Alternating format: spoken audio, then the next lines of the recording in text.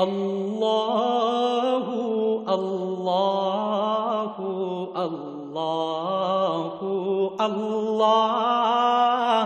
اللہ اللہ اللہ اللہ۔ الحمدللہ رب العالمین والصلاة والسلام علی حبیبہ محمد وآلہ وصحبہ اجمعین۔ اعوذ باللہ من الشیطان الرجیم، بسم اللہ الرحمن الرحیم۔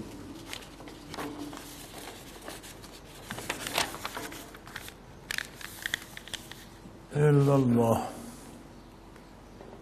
قرآن پاک میں ہے وَنَحْنُ أَقْرَبُ إِلَيْهِ مِنْ حَبْلِ الْوَرِيدِ۔ شاہ راگ تو انسانی وجود کے اندر ہے، اور اس سے بھی زیادہ قریب ہونے سے کیا مراد ہے؟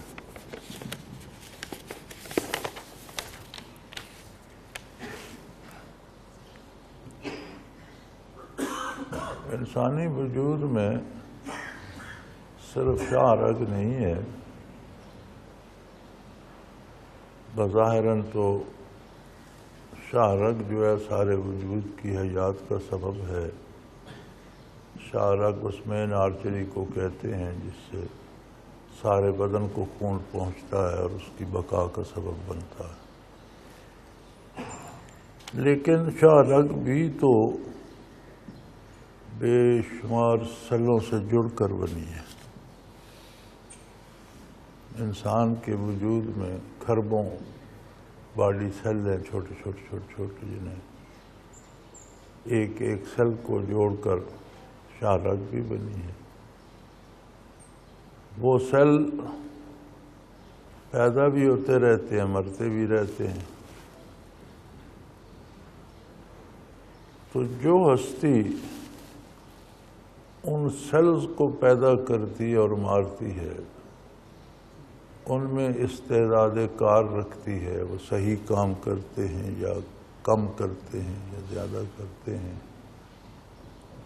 اور جو شاہ رگ کو بناتی اور چلاتی ہے، کیا وہ شاہ رگ سے قریب نہیں ہے؟ شاہ رگ تو ایک بہت بڑا مجموعہ ہے کروڑہا سیلوں کا۔ اس ایک ایک سیل کو اس کا دست قدرت بنا رہا ہے، مٹا رہا ہے۔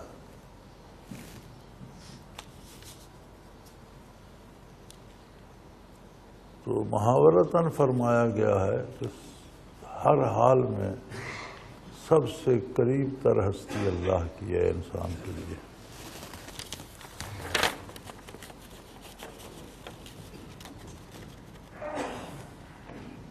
انسان ہر دکھ سکھ میں اپنے کچھ آسرے، کچھ وسیلے، کچھ تعلقات، کچھ ذرائع تلاش کرتا ہے۔ ذرا سی تکلیف ہو تو، ذرا سی مشکل آئے تو کسی سے مدد لینا چاہتا ہے، کوئی کام آئے تو اس کا شکریہ ادا کرنا چاہتا ہے۔ تو فرمایا سب سے قریب ترین، جتنا کوئی قریب نہیں آ سکتا، وہ تو اللہ ہے۔ تو پھر ضرورتوں میں اسے پکارو جو سب سے قریب ترین ہے، پھر وہ ہر چیز پہ قادر ہے۔ ہمارے دنیاوی تعلقات و مراسم اور امیدیں جن سے وابستہ ہیں، شاید ہم انہیں اپنی مدد کے لیے پکاریں اور وہ خود کسی مصیبت میں گرفتار ہوں، ہو سکتا ہے ہماری مدد کیا کریں گے، کسی اپنی پریشانی میں گرفتار ہوں۔ تو پھر وہ ہستی جس کو کوئی پریشانی نہیں، ہر ایک کی پریشانی دور کرنے والی ہے، ہر ایک کی دعا کو قبول فرماتا ہے، بشرطے کہ وہ خلوص سے اسے پکارے، اس کی اطاعت کرے۔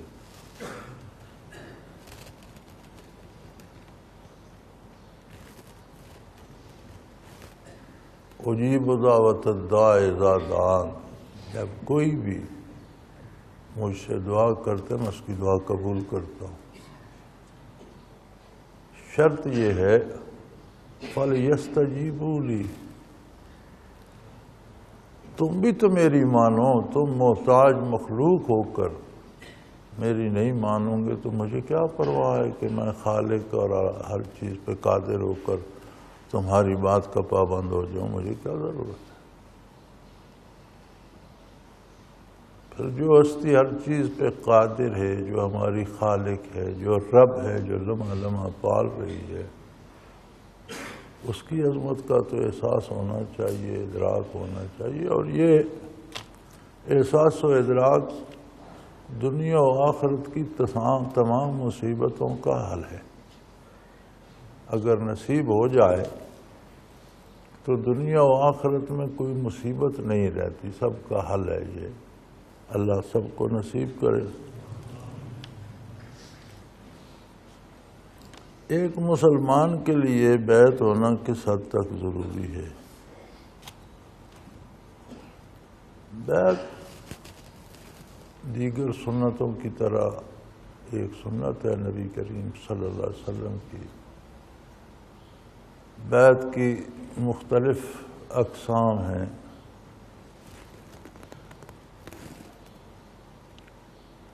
اور ہر ایک کے الگ اثرات ہیں۔ بنیادی طور پر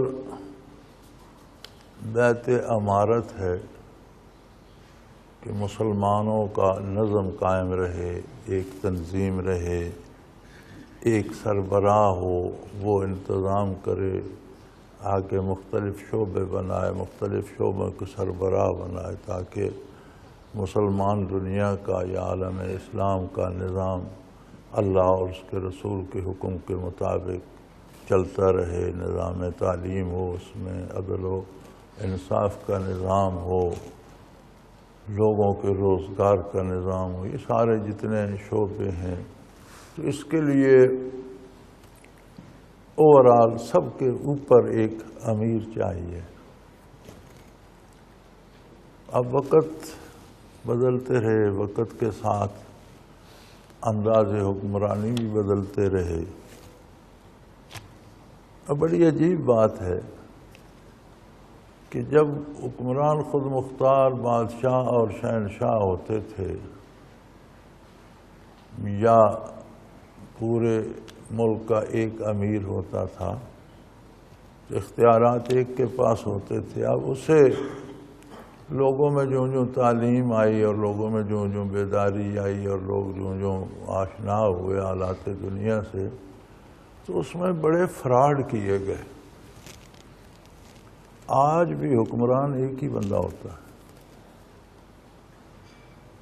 آپ سارے سلسلے کو لے جائیں تو بالآخر ایک ہی بندے کی بات پہ جا کر ختم ہوتا ہے، لیکن لوگوں کو دھوکہ دینے کے لیے اس کے مختلف ہیلے بہانے کر دیے، جی یہ ایم این اے ہے، یہ ایم پی اے ہے، اس کی یہ ذمہ داری ہے، یہ وزیر ہے، یہ وزیر اعظم ہے، یہ وہ ہے، یہ وہ ہے۔ لیکن پارٹیوں کے سربراہوں کو دیکھو تو ہر پارٹی کا سربراہ اپنی پارٹی میں مطلق العنان حکمران ہے۔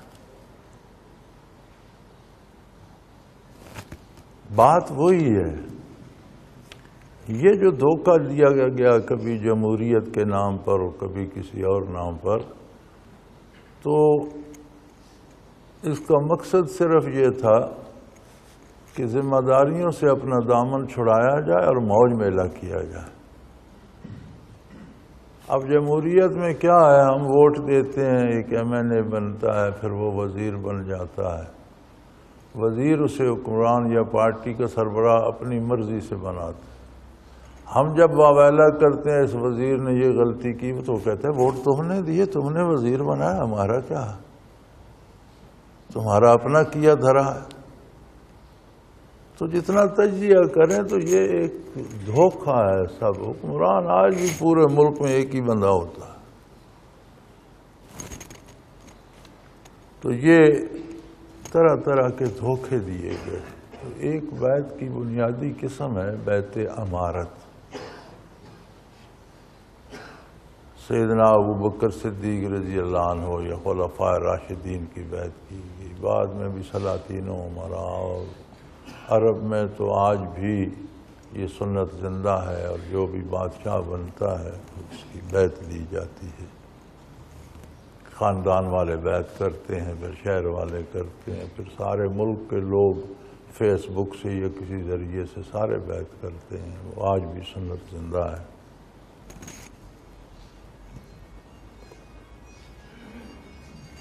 اس بیعت میں جو بیعت کرنے کے انداز جس طرح میں نے عرض کیا بدل گئے، اس کے بھی انداز بدل گئے. اب اس کی صورت یہ ہے کہ ہم ووٹ دیتے ہیں. ووٹ دینا بھی تو بیعت امارت ہے نا، اور اس بات کی شہادت ہے کہ جس بندے کو میں ووٹ دے رہا ہوں، جس کام کے لیے دے رہا ہوں، یہ اس کام کا اہل بھی ہے، امانت دار بھی ہے، دیانتدار بھی ہے، نیک مسلمان ہے، صاحب کردار ہے. یہ ساری شہادت ہم دیتے ہیں ووٹ دے کر. لیکن میرا خیال ہے ہمیں پتہ ہی نہیں. نہ وہ بندہ صاحب کردار ہوتا ہے، نہ دیانتدار ہوتا ہے، نہ اس منصب کا اہل ہوتا ہے، نہ ہم پتہ کرتے ہیں. ہماری اپنی خواہشات ہوتی ہیں. فلاں کو ووٹ دو تو یہ تھانے سفارش کرے گا، فلاں کو ووٹ دو تو بیٹے کو نوکری دلا دے گا، فلاں کو ووٹ دو تو یہ مل جائے گا. تو ہوتا وہ بھی کچھ نہیں.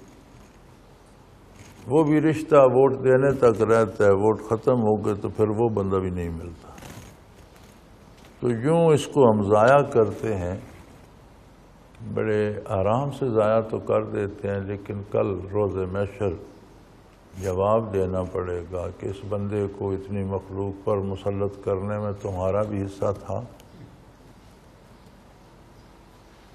تو ہم نے کبھی یہ سوچا ہی نہیں. اپنی برادری پر یا دوستی پر یا دھڑے بندی پر ووٹ دیتے رہتے ہیں. چور ہو، چکا ہو، نیک ہو، بد ہو. بلکہ کوئی نیک شریف آدمی تو الیکشن میں کھڑا ہو جائے تو اسے ووٹ ہی کو نہیں دیتا. یہ تو شریف آدمی ہے، یہ میرے کام کیا آئے گا. گویا تم نے بدماشوں سے ہی کام لینا ہے. دوسری ایک بیعت کی قسم ہے اصلاح احوال کے لیے. بیعت ایک تعلق ہے، ایک رشتہ ہے، ایک معاہدہ ہے. بیع کہتے ہیں بک جانے کو. بیع و شراء آپ نے سنا ہوگا، خرید و فروخت. تو بیعت ہوتی ہے کہ کوئی بندہ کسی سے یہ معاہدہ کر لے کہ میں آپ کا کہا مانوں گا، آپ کی اطاعت کروں گا امور حسنہ میں، اللہ کی راہ میں جو نیک کام آپ بتائیں گے میں آپ کی بات مانوں گا. تو بیعت اصلاح کے لیے علماء حق لکھتے ہیں کہ کوئی ضروری نہیں کہ کسی بڑے عالم فاضل سے ہی کی جائے، جس کے پاس اتنا علم ہو کہ جو آپ کی روزمرہ کی ضروریات میں رہنمائی کر سکے، حلال حرام کو جانتا ہو، روزمرہ کے امور عبادات، فرض نوافل، سنت نوافل، واجب سے واقف ہو، آپ کی رہنمائی کر سکتا ہو، تو اس سے بیعت کی جا سکتی ہے. بیعت اصلاح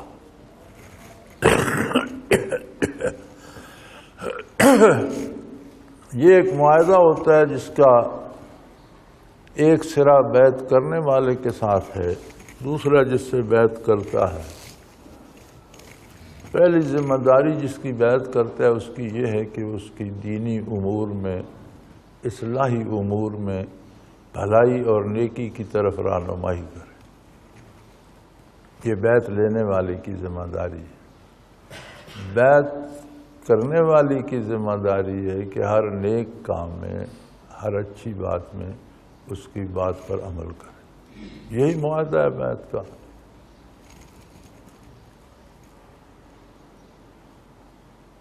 ایک بیعت جہاد کے موقع پر کی جاتی ہے، وہ بھی سنت ہے. نبی کریم صلی اللہ علیہ وسلم نے صحابہ کرام سے لی تھی. وہ ہوتی ہے موت پر بیعت، جہاد کے موقع پر لی جاتی ہے کہ آخری دم تک میدان میں ڈٹا رہوں گا، موت آ جائے گی لیکن بھاگوں گا نہیں، موت قبول کر لوں گا، بھاگوں گا نہیں، میدان میں ڈٹ کر رہوں گا. تو یہ اس کا ایک وقت ہوتا ہے، ایک حال ہوتا ہے، ایک موقع ہوتا ہے۔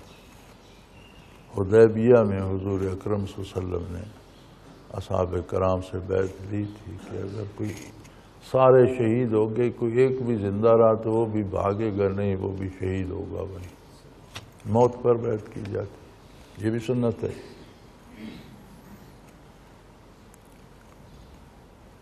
اصلاح احوال کی جو بیعت کی جاتی ہے وہ بھی سنت ہے، مردوں کے لیے بھی، عورتوں کے لیے بھی، قرآن کریم میں بھی بیعت کا تذکرہ ہے۔ ایک بیعت ہے جو سلاسل تصوف میں ہے، وہ ہوتی ہے تصوف و سلوک کی برکات حاصل کرنے کی۔ بنیادی شرط اس میں بھی یہی ہے کہ ہر دینی معاملے میں جس سے بیعت کی ہے اس کی اطاعت کی جائے، ہر نیک عمل میں اس کا کہنا مانا جائے اور اس کی منشا کے مطابق کام کیا جائے، بشرطے کہ کوئی کام خلاف شریعت نہ ہو۔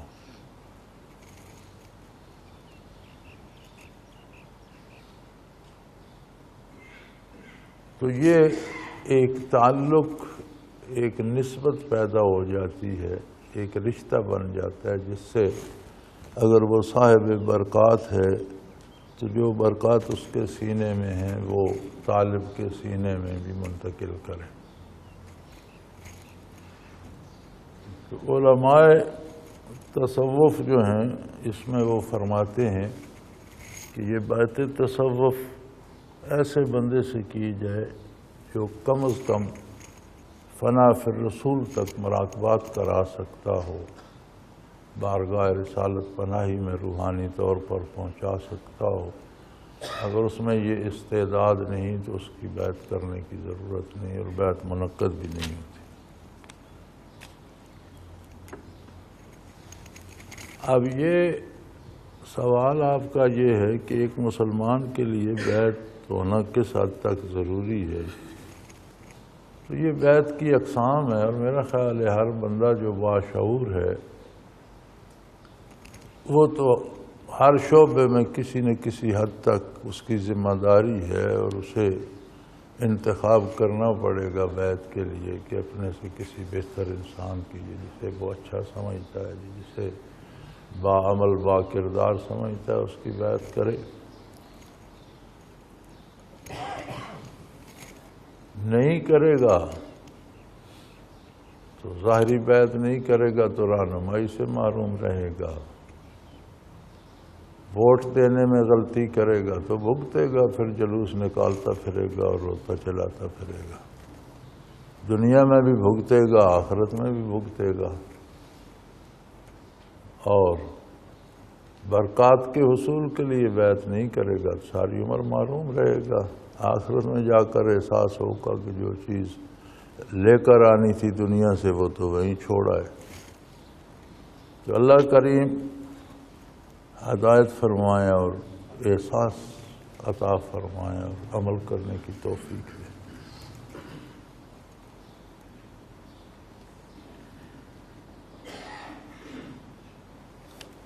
ہر راہ کے مسافر کو کچھ نہ کچھ خطرات پیش آتے ہیں۔ راہ سلوک کے مسافر کو سب سے بڑا خطرہ کیا درپیش ہوتا ہے اور اس کے لیے سد باب کیا ہوگا؟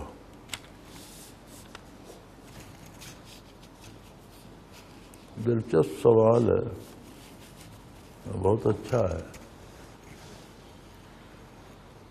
الحمدللہ چونکہ ہمارا یہ شعبہ ہے ہمیں اس سے زیادہ واقف ہونا چاہیے۔ راہ سلوک میں بندے کو سب سے بڑا خطرہ اپنے آپ سے ہوتا ہے، اس کے بعد شیطان کی باری آتی ہے، پہلے سب سے بڑا خطرہ اپنے آپ سے اور خود سے ہوتا ہے۔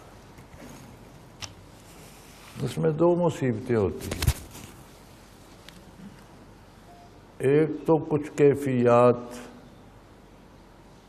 یا مشاہدات یا محسوسات اللہ کریم عطا فرما دیتے ہیں، بندہ جب تک اسے اللہ کی عطا سمجھتا رہے محفوظ رہتا ہے، لیکن عموماً اسے اپنی قابلیت کا خیال آ جاتا ہے کہ میں بڑا پارسا ہوں، میں بڑا قابل ہوں کہ مجھے یہ نعمت ملی۔ یہ وہ گڑھا ہے جو ہلاکت کا ہے اور جس میں گر کر تباہ ہو جاتا ہے۔ اپنی بڑائی کا خیال آ گیا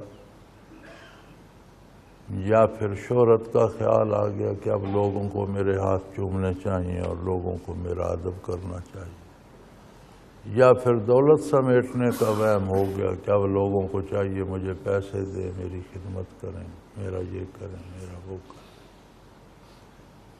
تو انسان ہے، اس میں یہ کمزوریاں آ جاتی ہیں،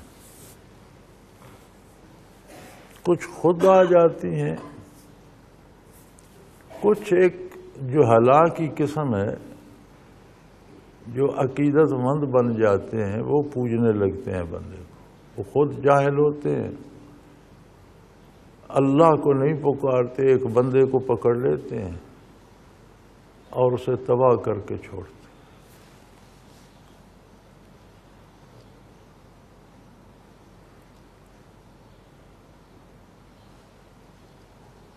یہاں ہم روکا ٹوکی تو کرتے رہتے ہیں، آخر ہم بھی انسان ہیں، ہم سے بھی غلطیاں ہو جاتی ہیں، کوشش کرتے ہیں کہ ان سب چیزوں سے لوگوں کو بچایا جائے۔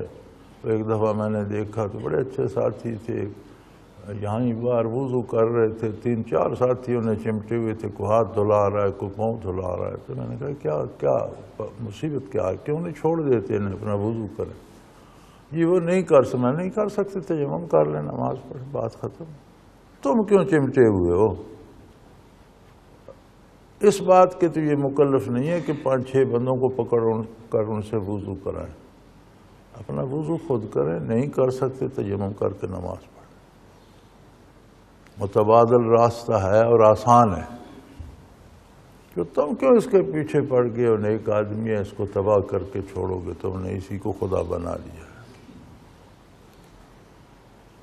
تو یہ جو جاہل عقیدت مند پیدا ہو جاتے ہیں، تباہی کے لیے یہ بھی کافی ہے، یہ بندے کا ذہن گھما کے چھوڑتے ہیں۔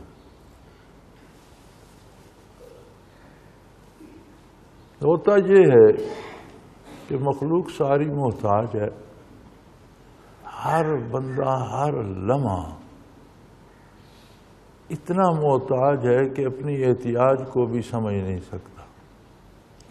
10 کھرب باڈی سیل ہیں، اس کے ایک سیل اپنا کام کر رہا ہے یا مر رہا ہے یا پیدا ہو رہا ہے، ہمیں کتنے سیلوں کی خبر ہے؟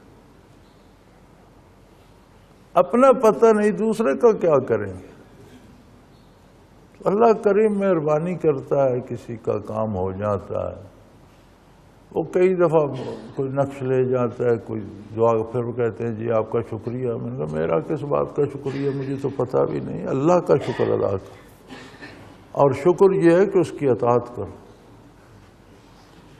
خالی زبانی تھینک یو ویری مچ کہنا شکر نہیں ہے، شکر یہ ہے کہ اس کی اطاعت کرو، عملاً خلوص دل سے کرو، صدق دل سے کرو، اور اس کا شکر ادا کرو۔ اگر تمہارا کام ہو گیا تو اس نے کیا، اور یہ تو تمہاری آرزو تھی اور سمجھتے ہو میرا کام ہو گیا، تمہارے وہ اتنے کام کر رہا ہے جن کا تمہیں ادراک ہی نہیں، تم جانتے ہی نہیں اور تم مانگتے بھی نہیں۔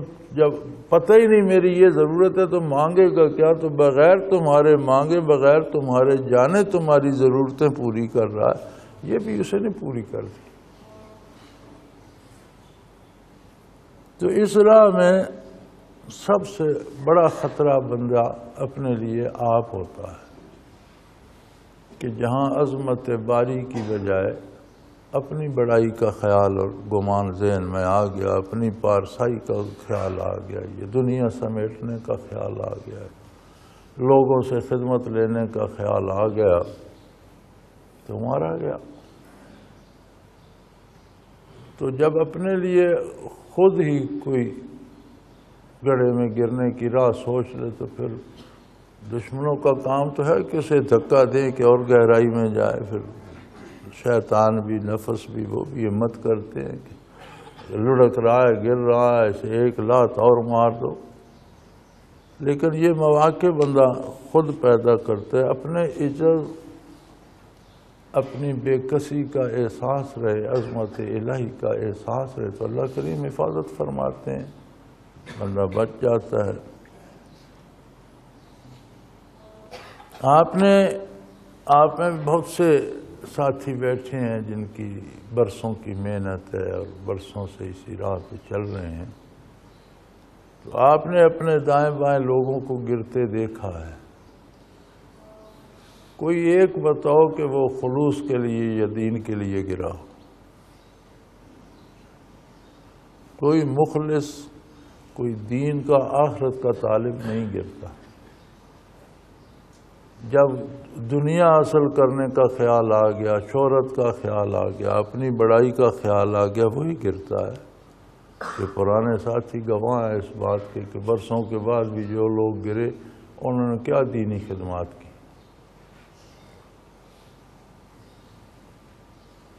تو اللہ کریم حفاظت فرمائے اور آدمی عظمت الہی میں اس کے زیر سایہ خود کو رکھے, خود بڑا نہ بنے. اللہ حفاظت فرماتے ہیں.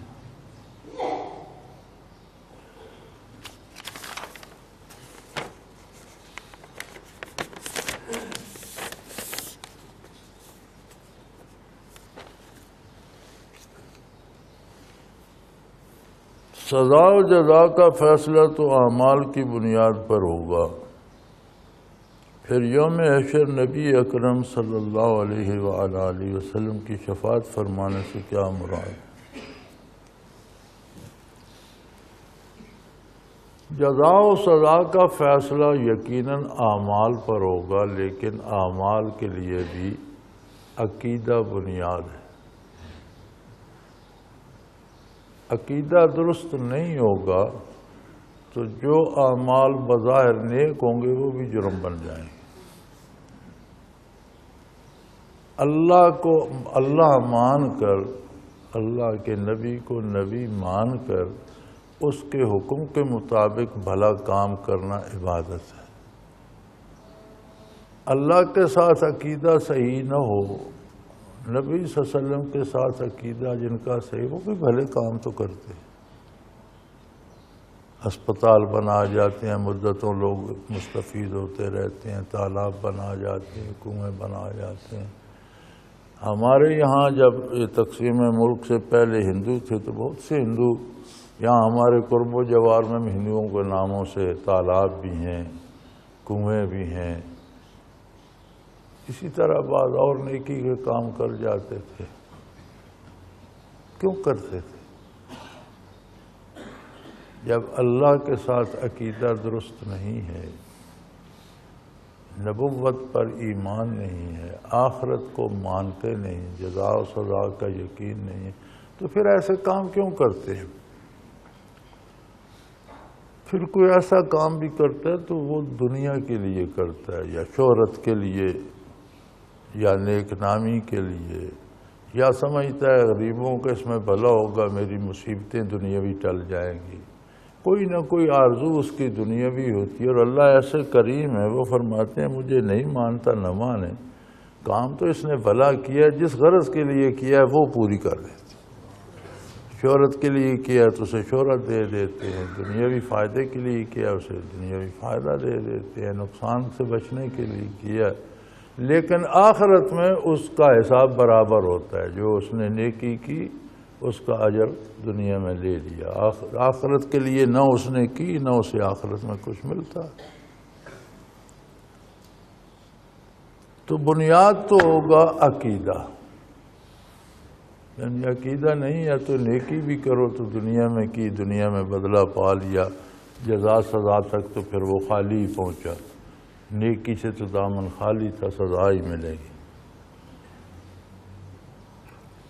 اعمال میں بھی عقیدہ اور خلوص شرط ہے. جن کا عقیدہ بھی درست ہوگا، خلوص سے کام بھی کریں گے، بتقاضائے بشریت اس میں بہت سی کمیاں رہ جاتی۔ اپنی طرف سے ہم باوضو ہو کر، متوجہ اللہ ہو کر، دنیا سے کٹ کر اللہ کو سجدہ کرتے ہیں۔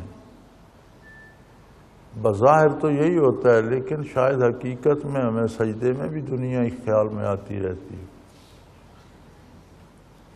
تو بہت سی کمیاں، کمزوریاں رہ جاتی۔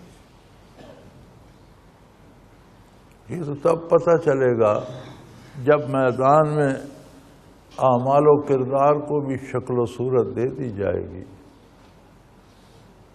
تو نیکوں کو نیکی کی صورت بھی سمجھ آ جائے گی، اور بدکار کو برائی اور گناہ کی بدصورتی بھی سامنے آ جائے گی۔ تو پھر پتہ چلے گا کہ جنہیں ہم بڑی پرخلوص باتیں سمجھتے رہے ان میں بھی کمی ہے۔ بعض گناہ ہم نے خیال ہی نہیں کیا اور ہم سے گناہ ہو گئے، بعض تو ہم نے سوچ سمجھ کر کیے، بڑے بڑے کیے، بعض ایسے بھی ہیں جن کا ہمیں خیال ہی نہیں۔ تو وہاں تو ہر چیز سامنے آ جائے گی۔ تو یہ جو بشری کمزوریاں ہیں، ان کا مداوع ہوگا ان لوگوں کا جنہیں حضور اکرم صلی اللہ علیہ وسلم کے ساتھ ایمان نصیب ہے۔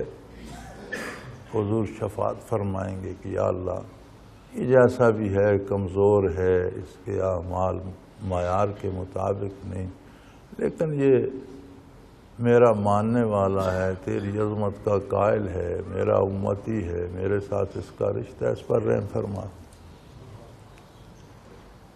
تو یہ شان ہے نبی کریم صلی اللہ علیہ وسلم کی، آپ رحمت للعالمین ہیں۔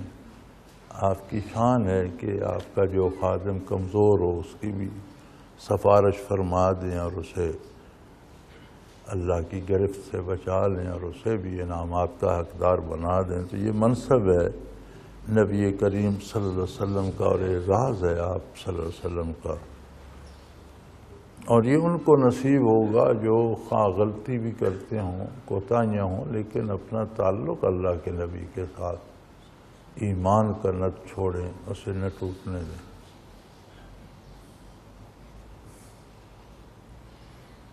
الا اللہ،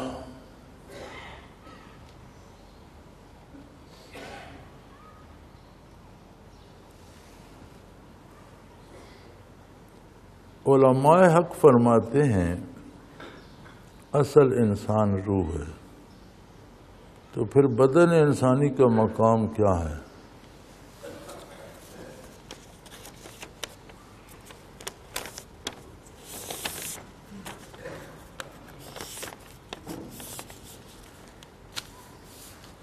روح دو قسم ہے۔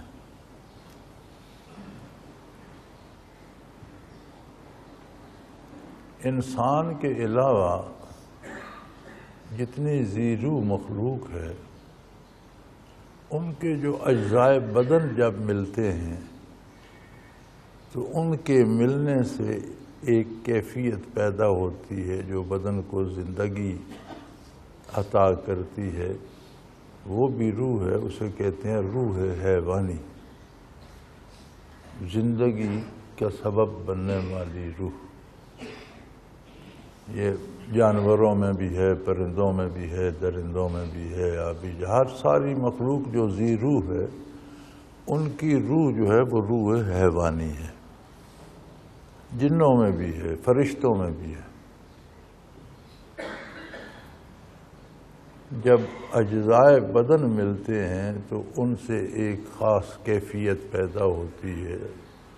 آپ ایسا کہہ لیں کہ بخارات پیدا ہوتے ہیں، یا کوئی ایسی پیدا چیز ہوتی ہے جو بدن کو حیات دے دیتی ہے، اور جب تک وہ قائم رہتی ہے بدن زندہ رہتا ہے، جب اللہ اسے منتشر کر دیتا ہے موت آ جاتی ہے۔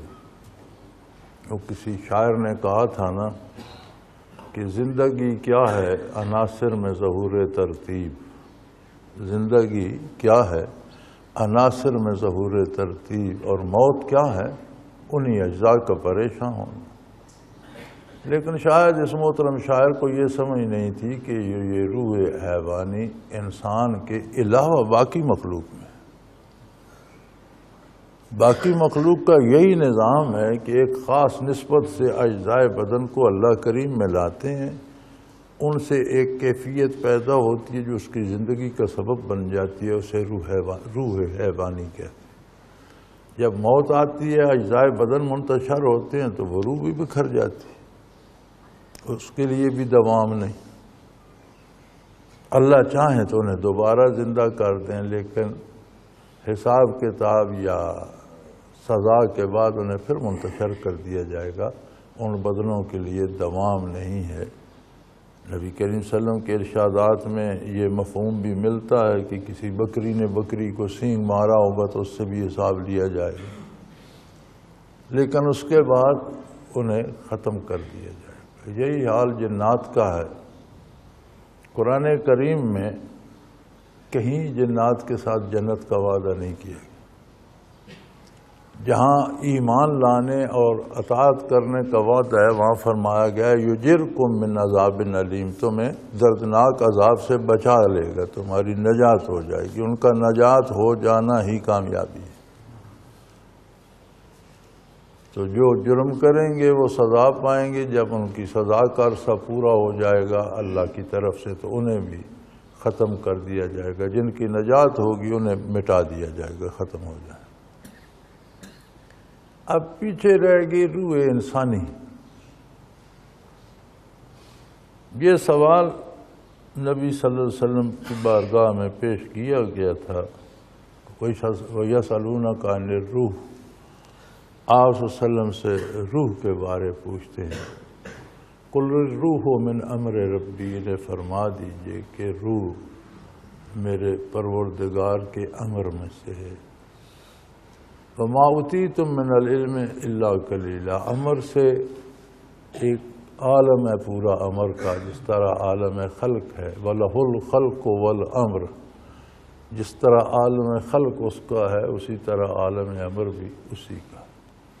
اب امر سے خلق سے تو چیزیں تخلیق ہوتی، ہم نے دیکھی، ہم نے سائنس سمجھ لی، ہم نے وجوہات سمجھ لی، ان کے نتائج سمجھ، انسانی علم میں آ گئی کہ فلاں چیز ملے تو فلاں چیز بن جاتی ہے، وہ چیزیں ملیں تو فلاں شربت بن جاتا ہے، یہ چیزیں ملیں تو وہ دوا بن جاتی ہے۔ عالم امر سے روح کیسے پیدا کی؟ فرمایا ما اوتیتم من العلم الا قلیلا، تم مخلوق ہو، تمہارے علوم بھی دائرۂ خلق تک، دائرۂ امر میں کیا ہوتا ہے وہ ابھی تم نہیں سمجھ سکتے۔ اس دنیا میں عالم خلق میں رہتے ہوئے تمہیں اتنا علم نہیں ہے تمہارے پاس کہ یہاں رہتی وہاں کی بات، تمہارے لیے یہ خبر کافی ہے کہ روح امر سے ہے۔ امر اب صفت ہے اللہ کی، تو جس طرح اس کی ذات باقی ہے اس کی صفات بھی باقی اور دائمی ہیں، تو یہ جو عالم امر سے روح، اس کا مطلب ہے اسے بھی بقا رہے گی، ہمیشہ رہے گی۔ اور جب یہ ہمیشہ رہے گی تو جو اجزائے بدن اس سے متعلق ہوگے پھر وہ بھی ساتھ رہیں گے۔ تو بدن کا کردار یہ ہے کہ روح جسم لطیف ہے، ہواؤں سے بھی لطیف تر ہے، ہوا ہمیں نظر نہیں آتی، محسوس تو ہوتی ہے چل رہی ہو، روح اس سے بھی زیادہ لطیف تر ہے۔ اب اس عالم آب و گل میں اگر اللہ اسے بدن نہ دیں تو اس کا دنیا میں آنے کا کوئی فائدہ، وہ دنیا کا کام کر ہی نہیں سکتی، نہ اسے بھوک، نہ پیاس، نہ روزی کمانا، نہ کام کرنا، نہ سونا، نہ جاگنا، نہ اولاد، نہ بیوی بچے، نہ والدین، نہ بہن بھائی، نہ معاشرت، کیا کرے گی؟ تو اللہ کریم نے اسے بدن عطا کر دیا۔ بدن دراصل روح کا ہتھیار ہے دنیا میں رہنے کا، سواری ہے، جیسے مسافر کے لیے سواری ہوتی ہے۔ تو جب بدن روح سے ملا تو دونوں ذمہ دار ہو گئے، بدن کی اپنی اب ضروریات ہیں، روح کی اپنی ضروریات ہیں۔ تو انسان وہ ہے جو بدن کی ضروریات کو بھی متوازن رکھے اور روح کی ضروریات کو بھی پورا کرے، تو وہ تو اللہ کا بندہ ہے، انسان ہے۔ اب اگر صرف بدن کے پیچھے لگ جائے اور اسے پالتا رہے اور ایسے کام کرتا رہے جن میں روح کا نقصان ہے، پہلی بات تو یہ ہے کہ اطاعت الہی چھوڑ دینا روح کی موت کا سبب بن جاتا ہے۔ دوسری بات یہ ہے جب عظمت الہی کا احساس رہے تو بدن کو پالنے کے لیے حلال حرام پاک ناپاک کی تمیز نہیں رہتی، تنخواہ کے ساتھ رشوت بھی لیتا ہے اور مزدوری کے ساتھ چوری بھی کرتا ہے اور سارے کام کرتا ہے، تو بدن تو پلتا رہتا ہے لیکن روح پر بوجھ لگتا رہتا ہے۔ تو بدن نہ ہو تو روح دنیا میں مکلف نہیں رہتی، پھر وہ دنیا کے عالم اسباب کی مکلف نہ ہوگی، اس لیے اللہ نے اسے بدن عطا کر دیا۔ بدن کی بھی ضروریات ہیں، روح کی بھی ضروریات ہیں۔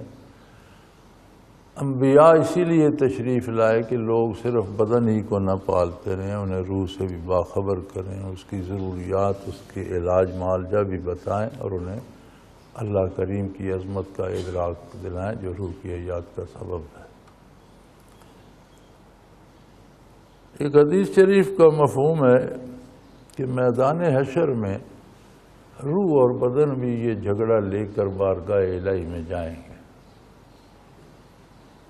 روح یہ عرض کرے گی کہ یا اللہ، مجھے تو نے عالم امر سے پیدا فرمایا، اس بدن میں جانے تک میں نے کوئی نافرمانی نہیں کی، جہاں تک میرا تعلق تھا میں نے کوئی غلطی نہیں کی۔ جب اس میں تو نے مجھے بھیج دیے تو غلطیاں تو اس نے کی، گلے میرے پڑ گئیں، گناہ تو سارے اس کے ہیں، لالچ اس نے کیے، فائدہ اس نے اٹھایا، تو ذمہ میرے پڑ گیا۔ بدن کہے گا یا اللہ یہ ٹھیک کہہ رہا ہے، لیکن جب تک یہ نہیں آیا میں نے کیا کیا؟ اس کے آنے سے سارے فساد ہوئے، میرے اجزاء تو وہیں پڑے تھے زمین پر، تو میں نے تو تیری کوئی نافرمانی نہیں کی۔ جب میرے اجزاء جمع کر کے تو نے روح داخل کی، سارے فساد تو اس روح نے پیدا کی، سزا اسے ملنی چاہیے۔ تو فرماتے ہیں کہ اللہ کریم نے کہیں گے یار یہ ٹھہرو، یہ دیکھو سامنے جو منظر ہے اسے دیکھو پھر فیصلہ کرو۔ تو وہاں ایک درخت ہوگا بڑا خوبصورت، اس پہ بڑے پھل لگے ہوں گے۔ اب ایک بندہ ہوگا جو صحت مند ہے، ٹھیک ٹھاک ہے، لیکن وہ اندھا ہے اور بیٹھا ہوگا وہاں۔ دوسرا آ جائے گا، وہ اپاہج ہوگا، وہ کھڑا ہی نہیں ہو سکتا، اس کے کمر سے نیچے دھڑی کام نہیں کرتا۔ اب وہ دیکھتا ہے، اسے کہے گا یار بڑے پھل لگے ہوئے اور بڑے مزیدار پکے ہوئے پھل۔ وہ کہے گا توڑو، کہاں سے توڑوں میں تو اٹھ ہی نہیں سکتا، تمہیں بتاتا ہوں تم توڑو۔ وہ ہے وہ کہے گا اس طرح خاک مجھے کیسے سمجھ آئے، وہ ہے وہ میں کیا سمجھائیں داؤں، مجھے کیا پتا وہ کہاں ہے۔ پھر وہ مشورہ کریں گے، بندہ کہے گا میں تمہیں کندھے پہ اٹھاتا ہوں، تم مجھے دائیں بائیں بتاتے جو جہاں کہو کہ میں لے جاؤں گا وہاں سے پھل توڑ لیں گے۔ وہ اندھا اسے کندھے پہ اٹھا لیتا ہے، وہ اسے لے جاتا ہے، وہ شاخ میں پکڑ کر پھل توڑتے ہیں۔ تو اللہ کریم روح اور بدن سے پوچھیں گے کہ ان دونوں میں گنہگار کون ہے؟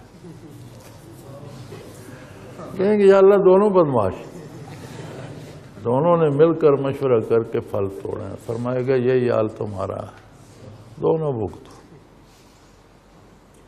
دونوں نے مل کر جو کرنا چاہیے تھا وہ نہیں کیا، جو نہیں کرنا چاہیے تھا وہ کیا، لہذا بھگتو۔ تو یہ کردار ہے بدن کا روح کے ساتھ۔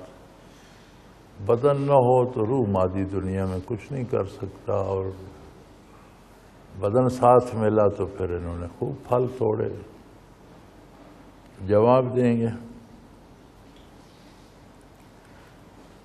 تو بدن کو درست رکھنا بھی عبادت ہے اللہ کی، لیکن اس لیے کہ اس سے نیکی کا کام لیا جائے۔ صحت کا لحاظ رکھنا، غذا کا خیال رکھنا، ورزش کرنا، صحت مند رہنا، یہ بھی عبادت ہے، اس پر بھی ثواب ملتا ہے۔ لیکن مقصد یہ نہ ہو کہ میں صحت مند ہو کر لوگوں کو لوٹوں گا، ڈاکے ماروں گا، لوگوں کو قتل کروں گا، برائیاں کروں گا، یہ مقصد نہ ہو، بلکہ صحت مند ہو کر انصاف کا، حق و انصاف کا ساتھ دوں گا، اللہ کے دین کا اتباع کروں گا، نیکی کو پھیلاؤں گا، اللہ کی عبادت کروں گا، تو یہ صحت کا خیال بھی عبادت بن جاتا ہے۔ تو بدن کا خیال رکھنا بھی عبادت ہے، صحت درست رہے، بر وقت علاج کیا جائے، پرہیز کی جائے اور ایکسرسائز کی جائے، ورزش کی جائے، یہ بھی عبادت ہو جاتا ہے جب یہ نیکی کے لیے ہو۔ لیکن اس کے ساتھ روح کا احساس و ادراک رکھنا، روح کی دوا غذا کا اہتمام کرنا، اس کی بھی ایکسرسائزز ہیں، ان کا خیال رکھنا بھی اتنا ہی بدن سے زیادہ ضروری ہے۔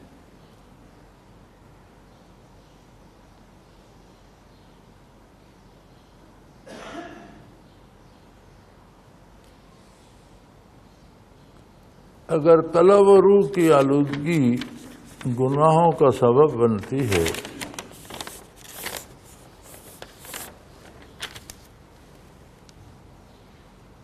تو پھر سزا بھی قلب و روح ہی کو ملنا چاہیے، بدن کو عذاب کیوں ہوگا؟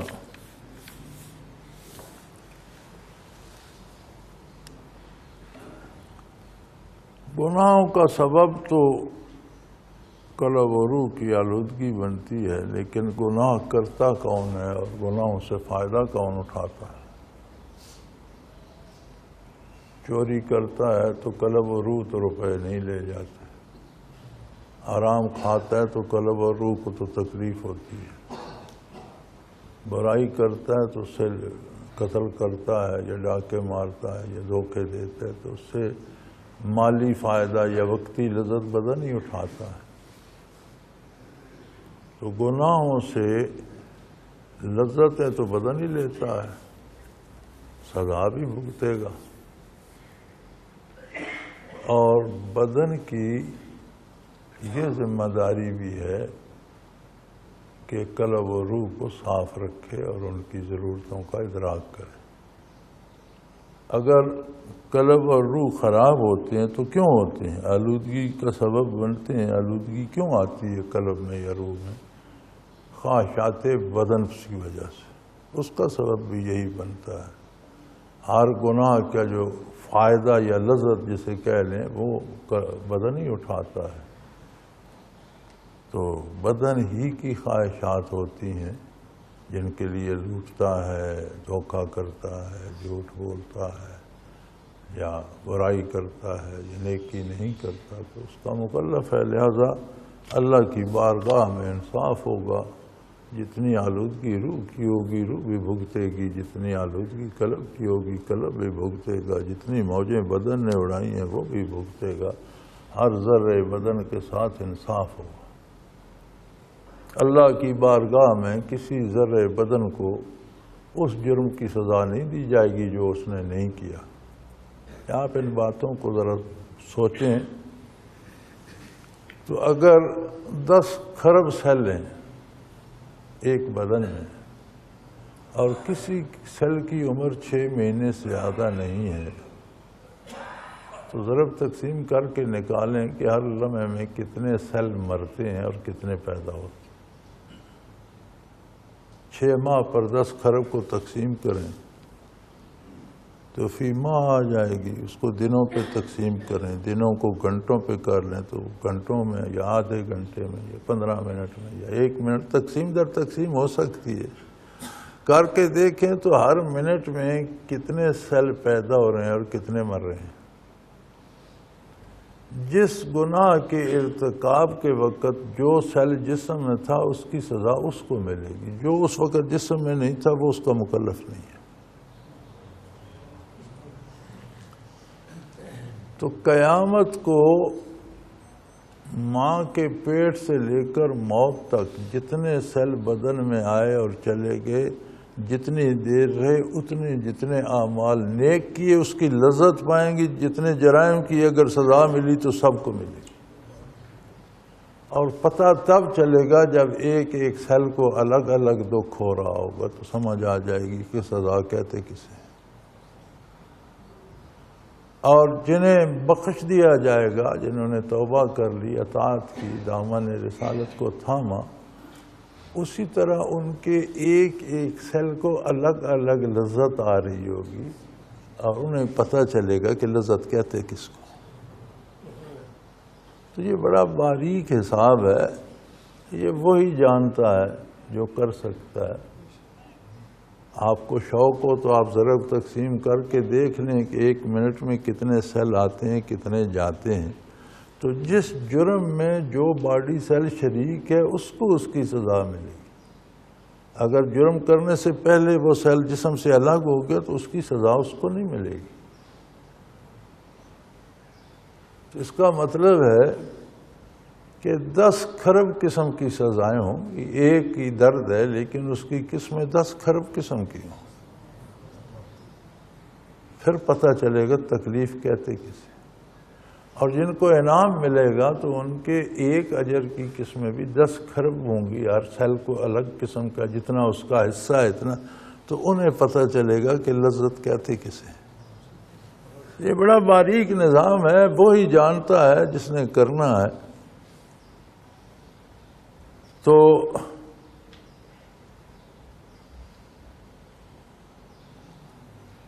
اللہ کریم رحم فرمائے۔ کام بڑا مزے کا ہے، چند روزہ زندگی ہے، عظمت الہی کا اقرار کر لیا جائے، رحمت للعالمین صلی اللہ علیہ وسلم کا دامن تھام لیا جائے، گرتے پڑتے لڑکھڑاتے ڈگمگاتے چلنا پیچھے چاہیے، چھوڑنا نہیں چاہیے۔ جتنی بھی اللہ ہمت دے اتباع کو نہ چھوڑے۔ تو جنہیں نجات ہوگی دنیا میں سمجھ نہیں آتی کہ وہ لذتیں کیا ہوں، اور اللہ معاف فرمائے سزا ہوگی تو یہاں سمجھ نہیں آتی کہ وہ درد، وہ سزائیں، وہ دکھ کیسے ہوں گے، وہ وہاں جا کر پتہ چلے گا۔ ایک دانت میں یا کان میں یا سر میں درد ہوتا ہے تو پریشان کر دیتے، اگر ہر باڈی سیل میں الگ الگ درد ہو تو کیا حال ہو۔ یہ چیزیں یہاں سمجھ نہیں آتی، یہاں سادہ سا کام ہے کہ دامان رسالت مآب کو تھام لو اور چھوڑو نہیں۔ جتنی اللہ توفیق دے، گرتے پڑتے گھسٹتے چلے جاؤ، چھوڑو نہیں، راستہ نہ بدلو۔ اللہ کریم مہربانی فرمانے والے ہیں۔ وآخر دعوانا ان الحمدللہ رب العالمین۔ الحمدللہ والصلاة والسلام علی حبیبہ اللہم ربنا لا تقتلنا بغضبک ولا تہلکنا بعذابک واعف عنا اللہم ربنا لا تسلط علینا من لا يرحمنا انت ولینا فی سفرنا وحضرنا فی مالنا واہلنا توفنا مسلمین والحقنا بالصالحین اللہم انصر الاسلام والمسلمین وصلی اللہ تعالی علی حبیبہ محمد برحمتک۔ اللہ اللہ اللہ اللہ اللہ اللہ اللہ اللہ۔ حضرت امیر محمد اکرم آوان مد ذلہ العالی دارالعرفان منارہ ضلع چکوال میں سالہ سال سے قرآن و حدیث کے اوپر خطابات کر رہے ہیں اور سلسلہ نقشبندیہ اویسیہ کے مطابق لوگوں کو ذکر الہی کی تربیت دے رہے ہیں۔ وہ قرآن پاک کی تفسیر ترتیب وار بیان کر رہے ہیں۔ تفسیر قرآن کو وہ موجودہ ملکی اور بین الاقوامی حالات کے مطابق بیان کرتے ہیں۔ موٹر وے سے کلر کہار کے انٹرچینج سے نکلتے ہوئے کلر کہار کی جھیل سے ہوتے ہوئے میانی، بوچھال اور نور پور سے گزرتے ہوئے دارالعرفان منارہ پہنچ سکتے ہیں۔ حضرت امیر محمد اکرم آوان نے بچیوں اور بچوں کی دینی اور دنیاوی تعلیم کے لیے سقارہ اکیڈمی کے نام سے ایک درسگاہ بھی قائم کی ہے، جس کا افتتاح ملک پاکستان کے صدر جنرل محمد ضیاء الحق نے اپنے دست مبارک سے کیا تھا۔ وہ تمام احباب جو اسلام کی طلب رکھتے ہیں ان سے گزارش ہے کہ دارالعرفان منارہ ضلع چکوال میں امیر محمد اکرم آوان صاحب کے خطابات سے مستفید ہوں۔ وہ ہر جمعے کو نماز سے پہلے بیان فرماتے ہیں۔ ہر ماہ کی پہلی اتوار کو ماہانہ اجتماع ہوتا ہے جس میں آپ خصوصی خطاب فرماتے ہیں اور پاکستان کے چاروں صوبوں سے احباب اس اجتماع میں شرکت کرتے ہیں۔ اس کے علاوہ یہاں سال میں 2 مرکزی اجتماعات بھی ہوتے ہیں، ایک رمضان المبارک میں اعتکاف کا اجتماع اور دوسرا جولائی اور اگست میں 40 دن کا اجتماع ہوتا ہے جس میں روحانی تربیت کی جاتی ہے۔ اپنا خون سیماب دے کر اتنا ہم کر جائیں گے، نام آقا کا چمن میں پھر رقم کر جائیں گے۔